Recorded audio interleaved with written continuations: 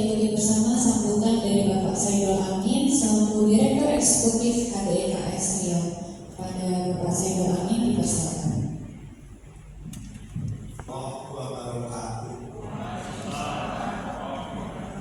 Alhamdulillahirabbil alamin wa bihi nasta'in ala umuri dunya waddin. Asyhadu an la ilaha illallah wa asyhadu anna Muhammadan abduhu wa rasuluh la nabiyya ba'da. Yang sama-sama kita hormati Pak Tua ini. Saya yakin ayah Pak Tua ini orang yang sangat alim tentang agama. Sebab Pak Tua ini itu nama imam yang sangat dalam ilmu usul fikihnya dan sangat dalam pula ilmu teologinya.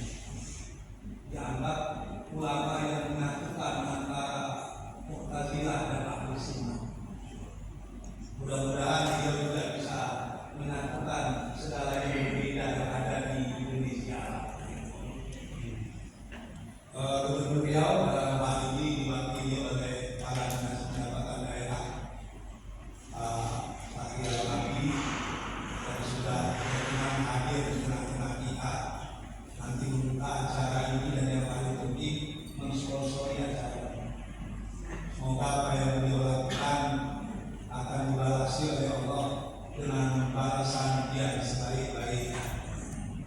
Paling tidak jabatan ke depan tidak hanya berkutat di eselon 2 saja. Amin. Bapak-bapak, ibu-ibu hadirin dan hadirat yang tidak mungkin saya sebutkan satu persatu lah. Ini dari press ada beberapa orang saya tengok.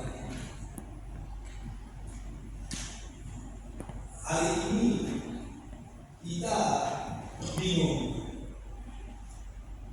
kenapa sistem keuangan syariah itu justru tumbuhnya di barat.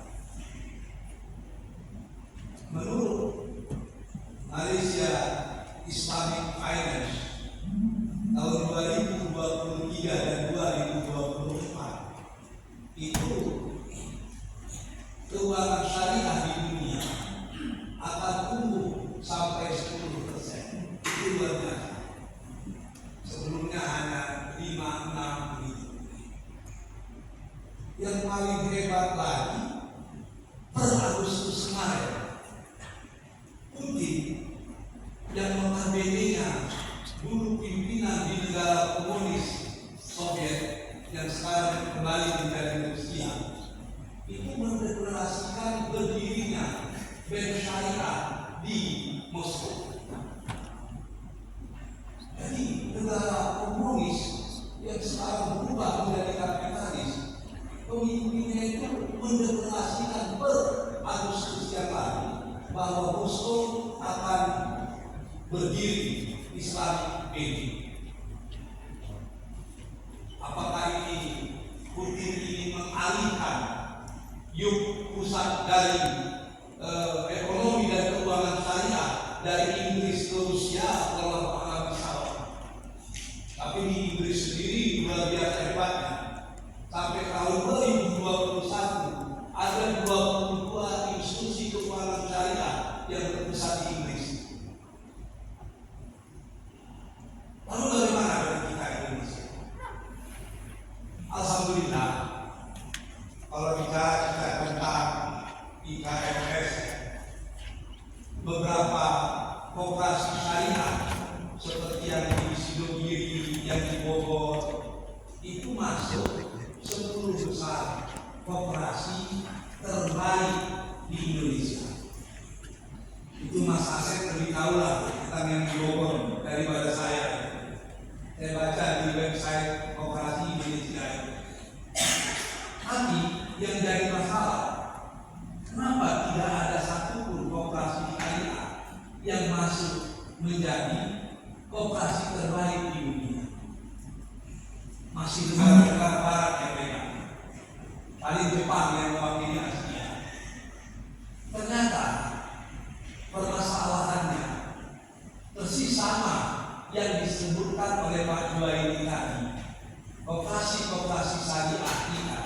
baik itu koperasi syariah, bank wakaf maupun BTN, BNT itu sangat lemah dalam aspek IT, ICT yang kita masukkan dengan istilah digitalisasi. Kalau di negara-negara barat, koperasi itu sudah sangat canggih dengan bank. Kalau kita koperasi masih very slow. Bahkan kalau KUD sudah makin hilang, sebab KUD itu kata orang Minang singkatan dari keuntungan prudent. Dan koperasi menjadi kooperasi, sehingga betul-betul terperas dulu. Bukan ketua untung luar lagi.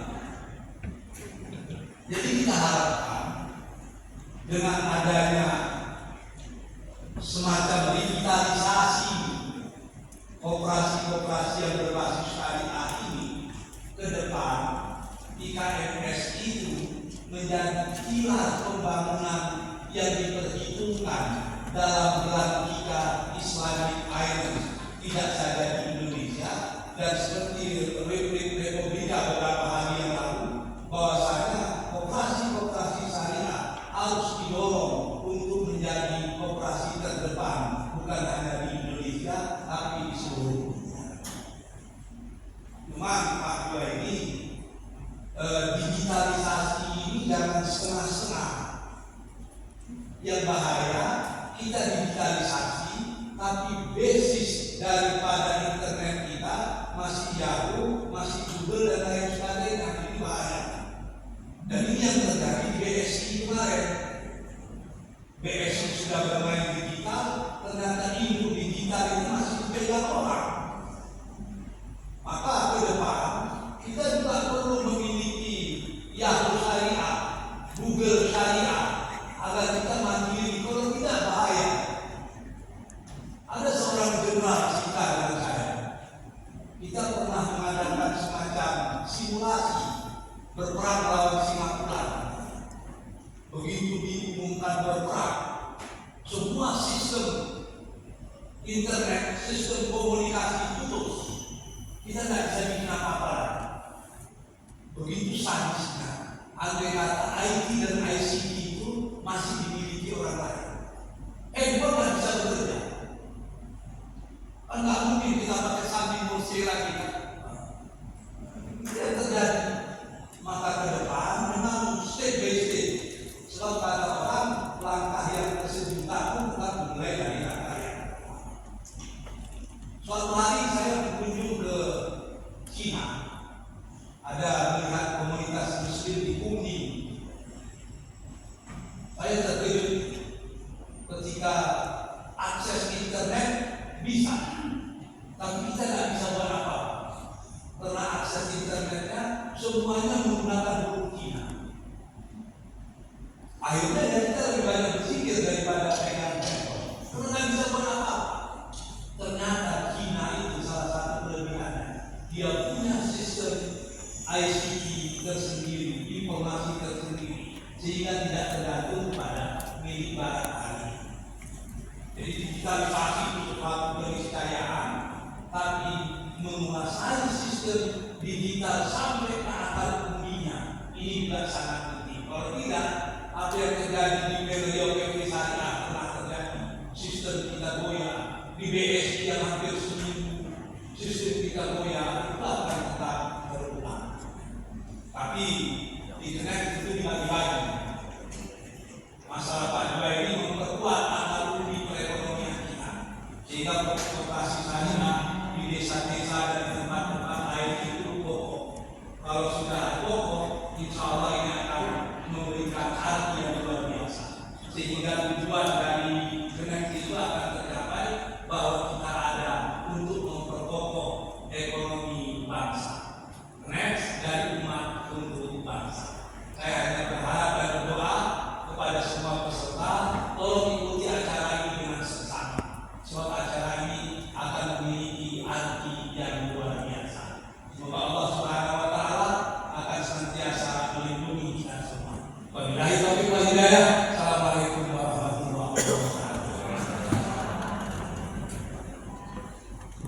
Terima kasih Bapak Saiful Amin atas sambutannya. Selanjutnya sambutan akan diberikan oleh Bapak Syahrial Abdi selaku Kepala Bapenda dan Kepala Sekretariat KDIKS Riau mewakili Bapak Gubernur Provinsi Riau. Kepada Bapak Syahrial Abdi dipersilakan. Provinsi Riau negeri yang nyaman, adat budayanya beragam. Apa tanda kita berkawan? Sudilah tuan-tuan yang dalam saya. Assalamualaikum warahmatullahi wabarakatuh. Alhamdulillah, syukurlah, wassalatu wassalamu ala rasulillah. Yang sama-sama kita hormati Direktur Eksekutif PT Nasional Ekonomi dan Keuangan Syariah dalam hal ini dihadiri oleh salah seorang direktur Bapak Ahmad Joini, dan akan kembali di Provinsi Riau. Bapak Ibu semua, beliau begitu concern ya untuk pengembangan ekonomi keuangan syariah dan membantu Provinsi Riau untuk semakin baik dalam ekonomi dan keuangan syariah. Selanjutnya narasumber kita dari Kementerian Koperasi Pak Mulyono, selamat datang Pak di Provinsi Riau, dan juga rombongan ini dari KDIKS yang dibawa Pak Menteri dan semua, juga ada yang datang sebelumnya kemarin sebagai narasumber juga Pak Ansep, dan kemudian Ustadz Saiful Amin. Kalau tadi beliau menyampaikan campuran antara ceramah sama dengan kemajuan dan tantangan ekonomi syariah hari ini, karena memang beliau di samping rektor di Universitas Muhammadiyah Riau juga dipercaya oleh Pak Gubernur sebagai Direktur Eksekutif Komite Daerah Ekonomi Keuangan Syariah Provinsi Riau. Jadi Bapak Ibu peserta yang hari ini baru bergabung dengan kegiatan KDIKS, bahwa Riau hari ini sangat luar biasa memberi kesempatan dan akses kepada masyarakat Riau yang ingin alternatif dalam kegiatan ekonomi dan keuangan syariah sendiri. Kemudian yang sama-sama kita hormati juga rombongan yang datang dari KDIKS, juga dari Bank Indonesia, OJK dan mewakili, dan terkait pimpinan perbankan bersama Provinsi Riau yang mewakili. Kemudian Bapak Ibu Ketua Organisasi Profesi, pelaku usaha mikro, kemudian organisasi masyarakatan, dan saya serta hadirin undangan yang berbahagia. Pertama-tama izinkan kami menyampaikan salam maaf dari Pak Gubernur yang juga hadir bersama kita dan masih tugas di luar kota, dalam rangka juga bagaimana sumber daya alam Provinsi Riau ini benar-benar menghasilkan manfaat langsung berupa dana hasil yang sedang diperjuangkan untuk di sektor-sektor tertentu. Pak Wakil Gubernur juga hari ini mengikuti kegiatan di DPRD, di mana hari ini penyampaian pandangan fraksi untuk APBD perubahan kita tahun 2023, mudah-mudahan segera diketok palu agar juga uang bisa segera mengalir dan muncul di sektor-sektor perekonomian masyarakat, sehingga kita bisa memicu ekonomi kita di semester terakhir ini, terutama di triwulan kelima. Kemudian Pak Sekda hari ini juga menyambut kedatangan roadshow KPK. Jadi KPK melakukan sosialisasi ke Indonesia. Hari ini mereka kemarin di Jambi, sekarang sudah di Palawan, sekarang menuju ke kota Pekanbaru, mereka sampai di Solo. Jadi hari ini akan langsung 1 minggu sampai tanggal 27 Juli nanti pusat di kantor Gubernur. Terus juga ada kegiatan untuk UMKM. Selanjutnya kepada kami meminta dan kami untuk tadi malam untuk mewakili beliau dan menyampaikan sambutan. Nah, ini hukumnya kalau mewakili itu memang harus membacakan sambutan. Tapi setelah saya membaca, sebenarnya ini sudah disampaikan oleh Pak Ahmad Joini juga, sebenarnya sudah disampaikan oleh Ustaz Saiful. Jadi kalau Bapak Ibu sepakat supaya tidak habis waktu, apa masih perlu saya bacakan sambutan gubernur atau boleh saya rangkum dan tambahkan sedikit mungkin ya. Karena ini kata besar ini mungkin jaring HP belum dimatikan ya, jadi memang masih beristirahat. Saya kebayang ya Pak, kalau kita perang memang jangankan perang lalu, karena memang salah satu operasi intelijen hari ini ya Pak, ketika kerusuhan di Papua dan segala macamnya, cara efektifnya adalah memutus jaringan internet, jadi bisa benar pesannya tidak sampai. Baik, syukur kepada Allah Subhanahu wa Ta'ala, sama-sama kita panjatkan atas nikmat dan karunia yang diberikan kepada kita sehingga kita memenuhi undangan dan kesehatan lahir pada hari ini. Selalu salam dan juga kepada syukur dan para sahabat. Di dalam pidato Pak Gubernur ini pertama disampaikan terkait dengan visi misi pemerintah Provinsi Riau dan visi misi Gubernur Provinsi Riau.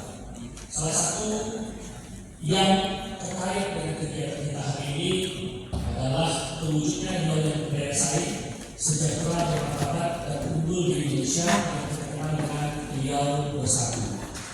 Nah, salah satu dari misi tersebut sudah 3 tahun terakhir kita menonjolkan kemarin tagline di hari ulang tahun tentang wilayah budaya saing, kemudian Riau sejahtera, dan terakhir Riau bermartabat. Kemudian ini salah satu dari misi tersebut adalah bagaimana mewujudkan digitalisasi, yaitu memang salah satu dari tujuan kita untuk mewujudkan pemerintahan yang unggul didukung dengan atau berbasis dengan digitalisasi. Oleh karena itu, kami ingin menyampaikan bahwa dari sekian banyak program pemerintah Provinsi Riau, bahwa pelayanan kepada masyarakat, akses kepada masyarakat diupayakan untuk disajikan melalui transformasi digital atau menggunakan teknologi informasi. Nah, beberapa kegiatan sesungguhnya sudah dilakukan, terutama yang terkait dengan UMKM, pasar digital. Kemudian mungkin Bapak Ibu semua pelaku itu sudah merasakan bagaimana hari ini pemerintah Provinsi Riau sudah mengarahkan. Tadi saya sudah cerita dengan kawan-kawan kita bahwa hari ini kantor-kantor pemerintah Provinsi Riau itu mengakses belanjanya dengan platform MBIS dan isinya adalah UMKM se-Provinsi Riau.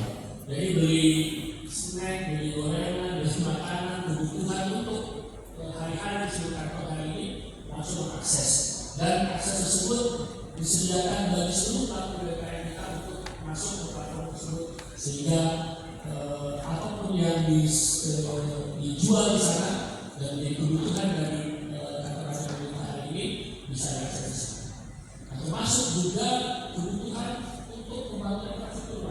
Jadi juga sudah dilakukan melalui marketplace tersebut. Nah, kalau dulu mungkin kita pelaku UMKM masih melakukan dengan cara tradisional, transaksi, dan kemudian masih face to face, meskipun tentunya sesuai dengan syariah ya saya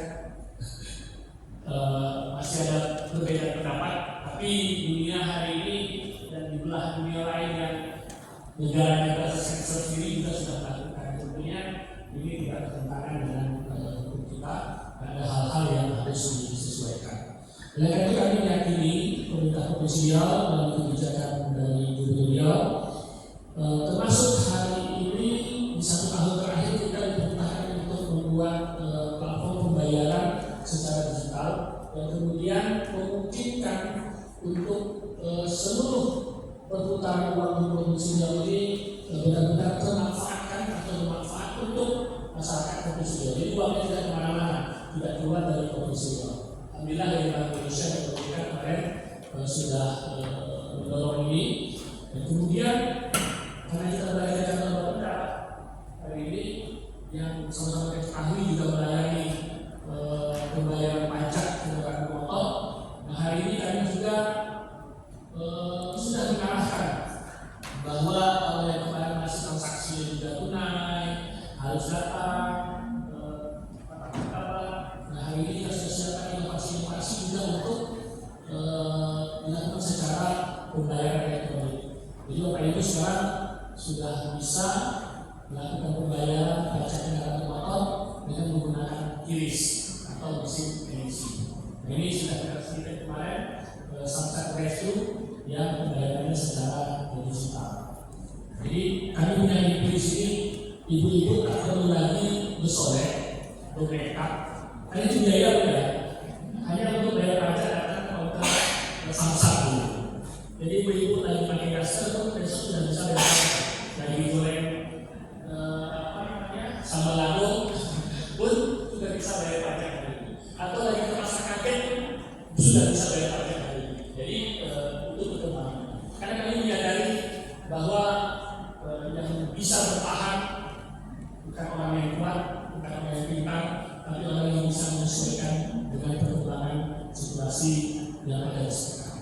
Oleh karena itu kami menyadari bahwa pemerintah khususnya butuh untuk memberikan akses digital kepada masyarakat, terutama khususnya para pelaku UMKM, koperasi, dan spesifik lagi ketika memang gubernur sudah mendorong keuangan dan ekonomi syariah, maka tentunya institusi keuangan mikro syariah ini menjadi sasaran dari kegiatan kita di beberapa OPD terkait untuk benar-benar bisa bertransaksi dan menyesuaikan dengan perkembangan tersebut. Oleh karena itu, pada kesempatan ini harapan yang diinginkan dari kegiatan sosialisasi ini, beberapa poin penting yang disampaikan oleh Bapak Gubernur adalah bagaimana beroperasi institusi keuangan mikro syariah sesuai dengan prinsip syariah yang melibatkan pembagian risiko dan keuntungan antara pembeli pinjaman dan peminjam. Dua, untuk memberikan akses keuangan kepada mereka yang bermampu, terutama di pedesaan. Kita tahu dengan daerah pesisir, kemudian fokus pada memberikan pinjaman kepada pelaku usaha kecil dan mikro untuk tumbuh mandiri secara ekonomi. Kemudian berharap juga institusi ini bisa berkontribusi pada prinsip keadilan sosial dalam Islam dengan memberi bantuan kepada yang membutuhkan melalui zakat, sedekah, infak, wakaf untuk mendukung pengentasan kemiskinan dan redistribusi kekayaan. Keempat, institusi keuangan mikro syariah sekali memberikan pendampingan dan pelatihan kepada peminjam dan membantu pelaku usaha lainnya untuk mengelola bisnis menjadi lebih baik. Selanjutnya, institusi keuangan mikro syariah perlu patuh pada pengawasan. Nah, ini juga menjadi catatan penting karena memang kegiatannya juga dilakukan atau diawasi juga melalui regulasi yang sudah ketat. Yang paling penting bahwa institusi keuangan syariah harus berperan dalam pembangunan ekonomi umat dengan memberikan dana pada sektor-sektor yang mendukung pertumbuhan ekonomi yang berkelanjutan seperti yang menjadi keunggulan di Provinsi Riau, yaitu sektor pertanian dan industri kecil. Dengan demikian, institusi keuangan mikro syariah bukan hanya berfungsi sebagai lembaga keuangan biasa, tetapi juga sebagai agen perubahan sosial dan ekonomi yang mempromosikan nilai-nilai keadilan dan kelanjutan dan kesejahteraan dalam masyarakat, khusus bagi Provinsi Riau. Demikian beberapa hal yang dapat kami sampaikan pada kesempatan ini.